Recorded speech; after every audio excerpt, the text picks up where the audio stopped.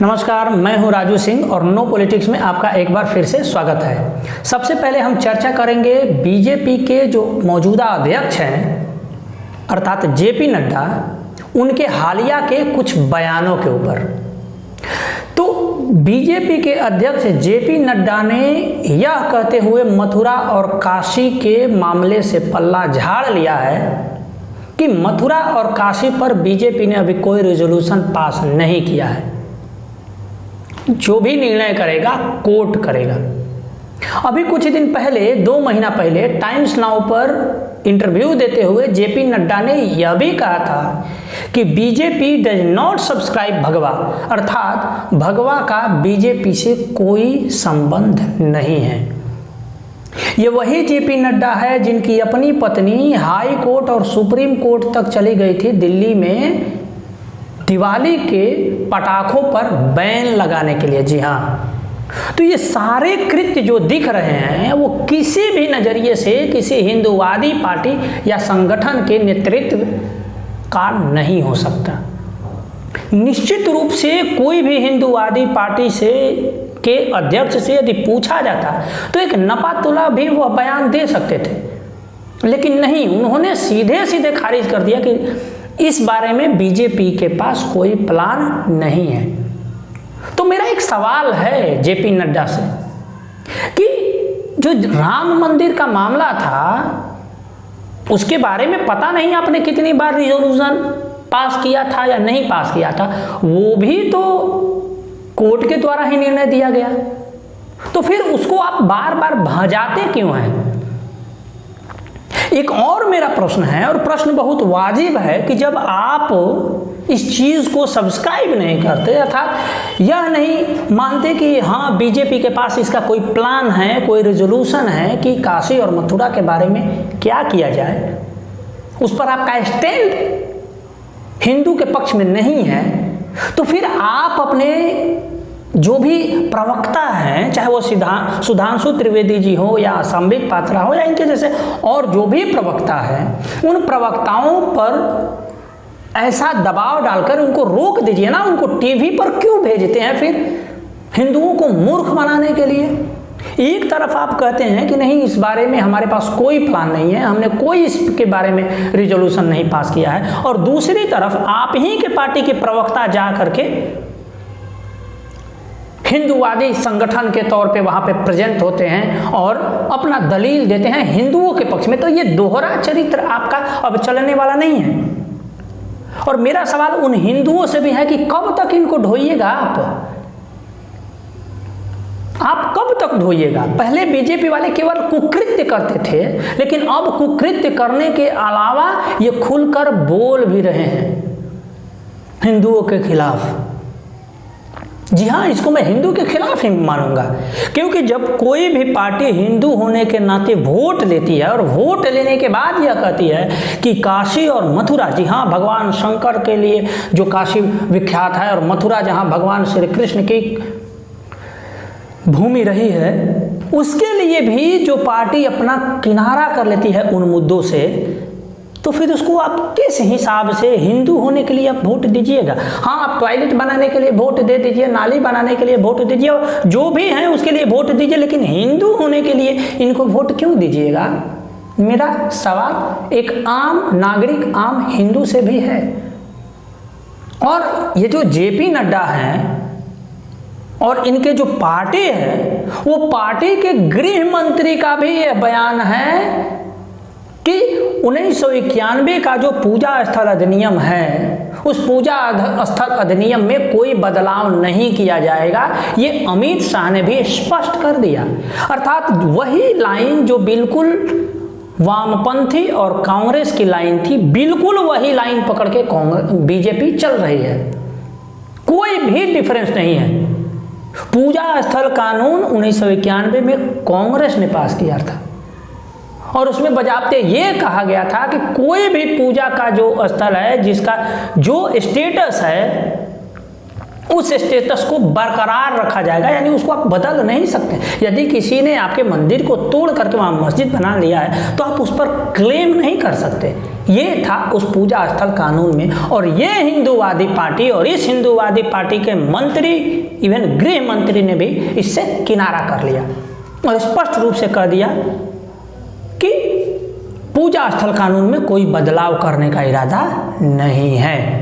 अब एक मामला और देख लीजिए कि शिया वक्फ बोर्ड के पूर्व चेयरमैन वसीम रिजवी, जिनका अब नाम बदल के जितेंद्र नारायण सिंह त्यागी हो गया है, वो हिंदू हो गए हैं। जैसे ही वे हिंदू बने, उनके घर पर वक्फ बोर्ड ने ताला लगा दिया, और ये सब हो रहा है उत्तर प्रदेश में।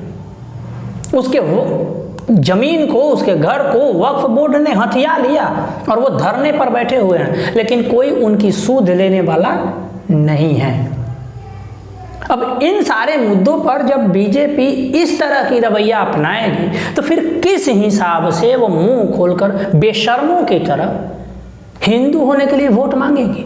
अब इस पर भी कुछ मास्टर स्ट्रोकवादी हमको ज्ञान देने के लिए कमेंट बॉक्स में आ जाएंगे और अपना मास्टर स्ट्रोक का प्लान बनाने लगेंगे। सारा काम कोर्ट करेगी, लेकिन श्रेय वो मोदी जी को चाहिए और बीजेपी को चाहिए। बीजेपी ने और आरएसएस ने किस वकील को, जो इस मामले में केस लड़ रहे हैं मंदिर के मामले में, कहाँ जाकर सपोर्ट किया आप बताइए? फाइनेंशियली नहीं, और पीछे से बैकिंग भी नहीं है। अब तो पार्टी भी कह रही है कि नहीं, जो है हमारे एजेंडे में नहीं है ये। तो हमको और आपको अब इस मामले में सोचने की ज़रूरत है और नए सिरे से इस बारे में हमें प्लानिंग करने की ज़रूरत है, ऑप्शन तलाशने की आवश्यकता है। अब वही कुछ देश के और हिस्सों के बारे में बात करते हैं जो तत्काल हालिया घटनाएं हुई हैं। पहला घटना हुआ जम्मू कश्मीर में, जहां पर 27 वर्ष के पलायन और नरसंहार के बाद जब एक हिंदू महिला टीचर वहां जा करके पढ़ा रही थी, उसको एक आतंकवादियों ने घुस करके स्कूल में गोली मार दी। और अभी तक जम्मू कश्मीर में दिल जीतने का अभियान बिल्कुल जोरों से चल रहा है। अब कश्मीर रीजन के जो शांति दूत हैं वो धीरे धीरे जम्मू रीजन में इंक्रोचमेंट कर रहे हैं और उसमें सरकार सहभागी है। वो जो रोशनी एक्ट के तहत जो भी जमीन हथियाए गए थे वो फिर पुनः वापस नहीं किए गए हैं अभी तक, और जमीन, हिंदुओं के जमीन को और जंगलों के जमीन को और हथियाए जा रहे हैं शांति दूतों द्वारा। और ये हुआ है धारा 370 हटने के बावजूद भी। आपको यह ज्ञात होना चाहिए कि पिछले 5 महीनों में 13 हिंदुओं को, जी हाँ 13 हिंदुओं को टारगेट करके मारा गया है कि ये हिंदू है इसलिए इसको मार दो, पिछले 5 महीने में।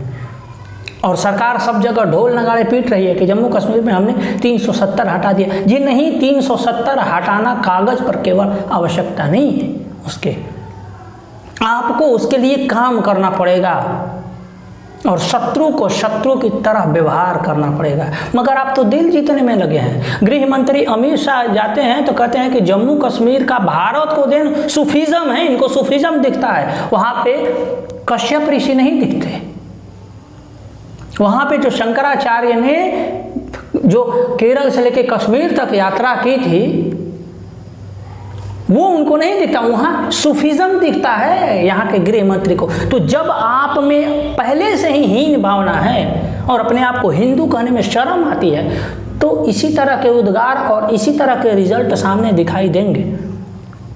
एक दूसरा घटना हुआ पंजाब में, जिसमें सिद्धू मूसेवाला नामक एक पंजाबी सिंगर जो बहुत फेमस सिंगर थे, उनके 6-7 मिलियन यूट्यूब पर भी फॉलोअर्स थे, उनको दिन दहाड़े गोली मार दी गई, हत्या कर दी गई। और हत्या की नहीं गई, मेरे हिसाब से सीधे सीधे आरोप है कि सरकार ने ऑक्शनिंग करके उनकी हत्या करवाई है। अच्छा ये बताइए कि बिना किसी थ्रेट असेसमेंट के सरकार उनसे उनकी सुरक्षा छीन लेती है, और न केवल सुरक्षा छीनती है, छीनने के बाद उसको बजाते इंटरनेट पे डालती है कि इस आदमी से भी हमने सुरक्षा छीन लिया है। अर्थात एक तरीके से आप गुंडे, मवालियों, आतंकवादियों, खालिस्तानियों को ये न्योता दे रहे हैं कि इस आदमी के पास अब सुरक्षा नहीं है, तुमको जो करना है वो कर लो। ठीक एक दिन पहले सुरक्षा हटा और अगले दिन जब वो थार गाड़ी से जा रहे थे उन पर ताबड़तोड़ 30-32 गोलियां चलाकर उनकी हत्या कर दी गई। इससे पहले कई कबड्डी खिलाड़ियों की हत्या हुई है। बहुत सारी हत्याएं, टारगेटेड हत्याएं वहां पंजाब में भी शुरू है। तो मेरे ख्याल से पंजाबियों ने इसीलिए तो वोट दिया था अरविंद केजरीवाल को। खालिस्तान के इन्फ्लुएंस में आकर पंजाबियों ने अरविंद केजरीवाल को वोट दिया था, क्योंकि वोटिंग से कुछ दिन पहले कुमार विश्वास ने उजागर किया था कि इसके बहुत बड़े लिंक्स हैं खालिस्तानियों से, आम आदमी पार्टी के। मैंने उस समय भी कहा था कि ये जो कुमार विश्वास उजागर कर रहे हैं इसका लॉस नहीं होने वाला है आम आदमी पार्टी को, बजाते इसका फायदा होगा, क्योंकि पंजाब में बहुत हद तक खालिस्तान के फेवर में रेडिकलाइजेशन हो चुका है। और वो जो रेडिकलाइज माइंडेड जो तथाकथित सिख हैं, वो सिख अब खालिस्तानी समर्थक आम आदमी पार्टी को ही वोट देंगे। ये मैंने पहले के वीडियो में बताया है और बिल्कुल ही ऐसा हुआ। जितने भी खालिस्तानी समर्थक थे वो आम आदमी पार्टी को वोट दिए और वोट देने के बाद जो सत्ता आई उस सत्ता की चाबी अब अरविंद केजरीवाल के जिम्मे है। अरविंद केजरीवाल यहाँ से चाबी चलाते हैं और वहाँ से निर्णय आता है। अरविंद केजरीवाल जिस तरीके के निर्णय लेते हैं उस निर्णय का जो परिणाम है वो आज पंजाब में दिख रहा है। तो इसमें कोई अतिशयोक्ति नहीं है। पंजाबियों ने इसीलिए ही वोट दिया था खालिस्तानियों के समर्थन वाली पार्टी को। अब उसी का दंश पूरा पंजाब भुगत रहा है और अब हमें ये देखना चाहिए कि केंद्र सरकार इन सारे मुद्दों को, ये जितने भी दो सेंसिटिव एरियाज हैं कश्मीर का और पंजाब का, एक बार फिर से जो सेंसिटिव एरिया बनता जा रहा है पंजाब, उसको कैसे सरकार कंट्रोल करती है ये देखने वाली बात है।